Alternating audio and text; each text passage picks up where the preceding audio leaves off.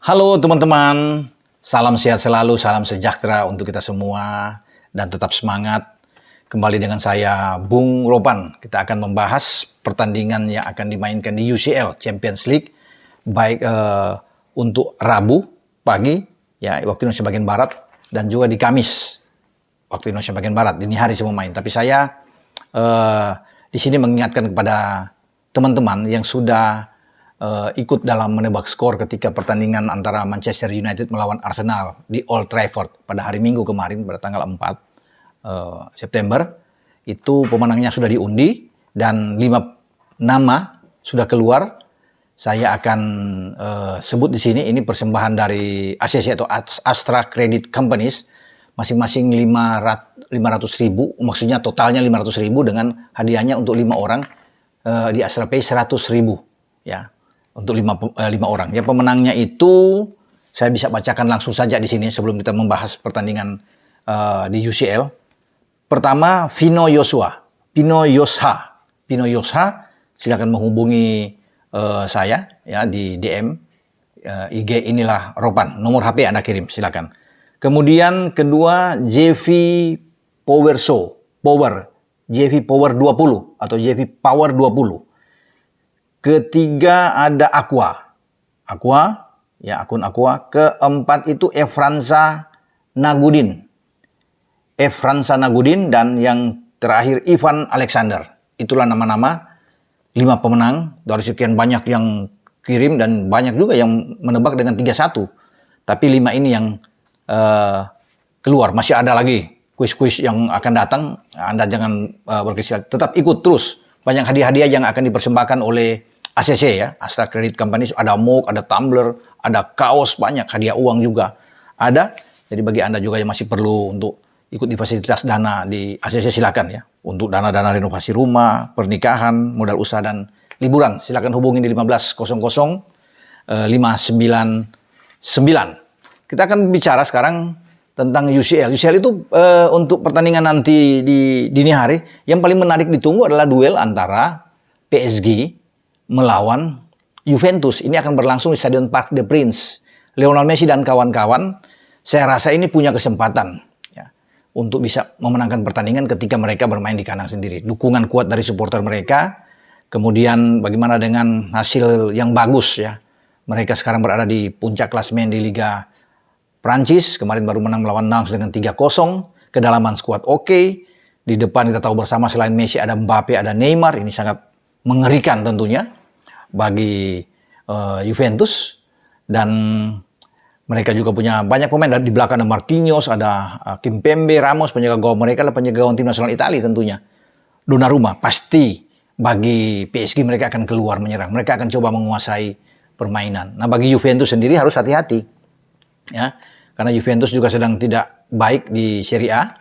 Kemarin juga mereka ketahan dari Fiorentina, dan pasukan Allegri ini pasti akan lebih banyak menunggu untuk counter attack melawan PSG. Ya, tergantung bagaimana starting 11-nya akan dimainkan oleh Allegri. Terutama bahaya di jantung pertahanan ini, hati-hati ya. Untuk Alexandro tentunya ada Cuadrado, yang siapapun yang akan ditampilkan di sana. Ada Bremer, pemain yang baru datang dari Torino, atau bahkan mungkin dengan Bonucci. Kita tidak tahu, tapi tetap harus fokus, disiplin di belakang karena Mbappe sangat tajam. Neymar, Messi itu luar biasa kalau bisa dikatakan di sini. Ya, sudah bagus kalau hasil imbang didapat oleh Juventus ya, dalam pertandingan ketika mereka tandang ke Parc des Princes menghadapi PSG. Itu yang pertandingan yang paling utama yang saya pikir banyak mendapat perhatian di partai pembuka UCL pada musim ini. Nah, saya akan coba bergeser ke pertandingan di hari Kamis dini hari. Ada 2 pertandingan yang menarik. Seperti yang saya taruh di gambar ini adalah The Reds Liverpool. Liverpool akan tandang ke Stadion Diego Armando Maradona di Napoli. Tidak mudah bagi pasukan Jurgen Klopp, karena dalam 2 pertemuan di UCL menghadapi Napoli di 2018-2019 itu The Reds sulit untuk bisa mencetak gol, bahkan kalah dengan 1-0 dan 2-0. Inilah saatnya bagi Liverpool untuk membuktikan ketika kabar gembira itu datang dengan sudah ada Thiago Alcantara sudah ikut latihan dan kemungkinan bisa bermain untuk mengisi lapangan tengah. Juga Diogo Jota kemarin melawan Everton sudah kelihatan sudah bermain, dipasang di babak kedua, Nunes juga sudah kembali ya setelah mendapat kartu merah, tetapi itu kan terjadi di IPL. Nah, tinggal sekarang bagaimana klub ini menyusun starting 11 terbaik. Karena misi mereka ini harus 3 poin sebelum mereka balik ke Anfield dan menghadapi Ajax Amsterdam. Ajax lagi limbo memang. Banyak pemain-pemain mereka keluar, dicomot oleh klub-klub lain termasuk 2 pemain berpengaruh mereka, Lisandro Martinez dan Anthony yang sudah pergi ke MU. Nah, sebelum menghadapi Ajax di Anfield pada minggu depan, bagi Klopp mereka harus bisa menuntaskan laga melawan Napoli. Itu saya katakan tadi, ini berat perjuangannya. Cuma memang saya pikir di sini ada keuntungan bagi Liverpool karena Napoli sendiri tidak akan memainkan penyerang depan. Ya. Kabar terakhir, pemain depan mereka, Victor Osimhen yang cedera menghadapi Lazio di Serie A kemarin, itu tidak dimainkan. Napoli mendapatkan 3 poin penting ketika mereka berkunjung ke Olimpico Roma untuk membuat sekarang mereka ada di atas. Hanya tertinggal 2 poin di belakang Atalanta di klasemen, tapi mereka di posisi kedua. Tentunya hal ini terbalik dengan Liverpool karena Liverpool keluar dari 5 besar di IPL. Liverpool sejauh ini sudah 1 kali kalah dari MU, sudah 3 kali imbang dan hanya 2 kali menang. Sementara bagi Napoli kalau bicara di Serie A belum pernah kalah sampai saat ini dengan 11 poin yang mereka dapatkan. Jadi itu saya bilang, Liverpool harus berhati-hati. Sekarang tinggal melihat siapa yang akan ditaruh oleh Klopp di garis depan. Pasti kalau di kanan salah. Ya, di kiri mungkin saja ini. Peluang itu ada di pundak Luis Diaz. Tinggal siapa yang depan. Apakah Nunes akan main atau lebih dulu Firmino. Mereka masih punya juga Diogo Jota. Pilihannya ini. Tergantung Klopp untuk bisa melihat. Formasinya kan 4-3-3 yang tetap dengan gegen pressingnya akan tampil di sana. Dan di tengah itu kalau Thiago fit, bugar benar, ya, dia akan mendapat tempat. Kalau tidak mungkin akan datang dari bench di babak kedua. Tapi kalau dengan Thiago, Fabinho di sana ini akan bagus. Kendati mungkin saja tanpa Hendo. Ya, kalau Hendo mungkin masih kurang begitu segar atau kurang begitu bugar, masih ada Harvey Elliott yang bisa ditampilkan di sana. Anak muda ini bisa mendukung lah bagi Thiago dan Fabinho. Nah, di belakang itu Trent pasti di kanan, Robo di kiri, dan 2 di belakang ini setelah Virgil van Dijk, siapa? Apakah tetap dengan Joe Gomez? Karena saya lihat kemarin ketika melawan juga Everton, ada Joe Matip. Mungkin saja Joe Matip yang bisa dimainkan untuk berpasangan dengan Virgil van Dijk. Nah, itulah artinya starting 11 yang kemungkinan bisa ditampilkan oleh Jurgen Klopp. Sementara bagi Napoli, tentunya banyak yang bertanya, Osimhen nggak ada. Siapa yang bisa mengisi posisi Osimhen? Saya pikir ada 2 alternatif yang mungkin bisa dilakukan oleh Luciano Spalletti. Ya, ini pelatih dari Napoli. Matteo Politano bisa bermain, atau anak muda yang mereka baru datangkan dari Sassuolo, Giacomo Raspadori. Ya, karena kemarin Raspadori dan Politano itu bangkit dari bangku cadangan masuk di babak kedua. Nah, dengan Osimhen tidak ada, pasti salah satu di antara 2 pemain tersebut. Saya lebih cenderung untuk bisa menempatkan Raspadori. Ya, ini pemain nasional Italia juga yang bisa ada di garis depan. Karena di belakang itu bagus-bagus juga, kencang juga. Kalau bisa dilihat, Hirving Lozano yang mungkin masih bisa dimainkan. Kemarin kelihatan dia agak cedera, tapi sudah dipastikan dia bisa bermain.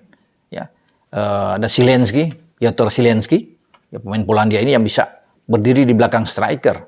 Ya, entah itu Politano mungkin akan dimainkan atau dengan Raspadori, tapi dia pemain yang bagus. Ya, sebagai gelandang serang. Ya, Kvaratskhelia, pemain dari Georgia yang kemarin mencetak gol ke gawang Lazio, juga bisa bermain di sisi kiri. Dan yang menarik bahwa Napoli itu punya pemain Korea, pemain belakang Korea saat ini sudah bisa, Kim Min-jae sudah membuat 2 gol. Ini pemain belakang yang oke lah dalam bola-bola set piece, bola-bola mati. Kim Min-jae ini bagus, mantan pemain Fenerbahce.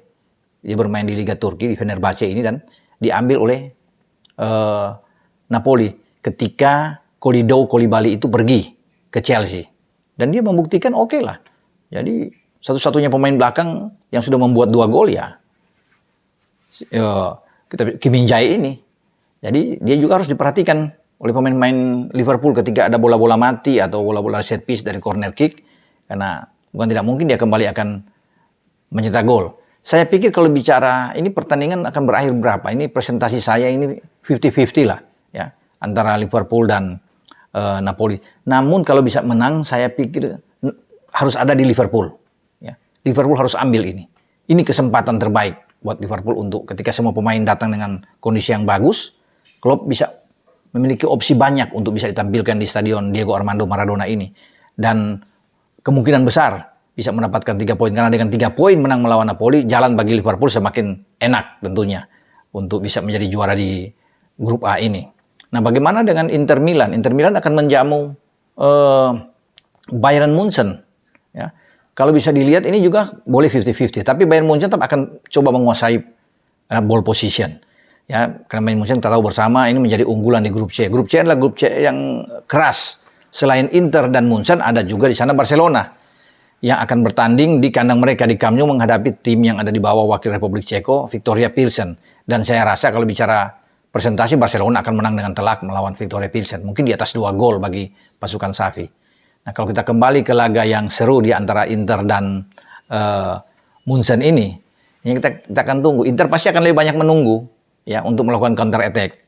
Nah, bagi Inzaghi dia tetap juga akan bermain dengan formasi dia dengan 3-5-2. Di lini tengah tetap kuat. Dia akan memperkuat di sini. Mungkin saja ada Darmian di kiri, Dumfries di kanan, kemudian 3 itu ada Brozovic, ada Hakan Çalhanoğlu, kemudian Nicolo Barella. Ini 5 pemain yang selalu bisa menjadi andalan bagi Simone Inzaghi. Tinggal di depan kita tidak tahu siapa yang untuk bisa menampingi Lautaro Martinez. Apakah Korea atau Edin Dzeko yang dimainkan lebih awal? Saya pikir Korea yang akan tampil. Sebenarnya kalau Lukaku fit ya, Lukaku bugar, ini rame dengan Lukaku dan Martinez di depan. Namun bagaimanapun ini tetap harus hati-hati bagi Bayern Munchen, terutama lini belakang Bayern Munchen. Ya, ada Matthijs de Ligt kita tahu sana, mantan pemain Juve yang datang ke Munchen. Matthijs de Ligt ini akan bermain dengan Dayot Upamecano sebagai 2 bek tengah. Pasti ditemani oleh bek kanan Benjamin Pavard dan juga Lucas Hernandez. Kalau Alphonso Davies dalam posisi bugar, bisa saja Alphonso Davies ini bisa bermain dari sisi kiri. Namun itu tadi, saya pikir ini 4 pemain yang akan ditampilkan Nagelsmann dalam opsi dia bermain dengan skema 4-2-3-1 di Munchen. Penjaga gawang tetap dengan Manuel Neuer, saya pikir. Nah, double pivot mereka ini kuat sebagai 2 pemain tim nasional Jerman dengan Leon Goretzka dan Joshua Kimmich. Ini akan menjadi kunci bagi Munchen di saat mereka akan bertarung melawan Inter. Di depan pasti ada Sadio Mane yang akan ditaruh di sana. Kemudian didukung oleh Thomas Muller, ada Gnabry, dan juga dengan Leroy Sané. Bagi Nagelsmann sebenarnya bisa aja dia memainkan Kingsley Coman yang bisa dia tampil. Namun mungkin ini akan di babak kedua. Yang akan dia mainkan dengan Kingsley Coman. Yang akan ada Jamal Musiala juga. Ya, untuk bisa dimainkan di posisi gelandang serang. Nah, ini yang menarik memang. Kita akan tunggu. Inter harus bisa membuat gol dulu. Jangan sampai Munchen yang lebih dulu mencetak gol. Kalau Munchen lebih dulu mencetak gol, selesai. Itu menurut saya. Tapi kalau Inter, ini pertandingan jadi rame. Ya. Kondisinya masih 50-50. Kalau menurut saya di antara kedua tim ini. Oke, sampai di sini pembahasan saya untuk menyambut pekan pertama atau laga di matchday pertama yang ada di UCL musim kompetisi 2022-2023. Ciao!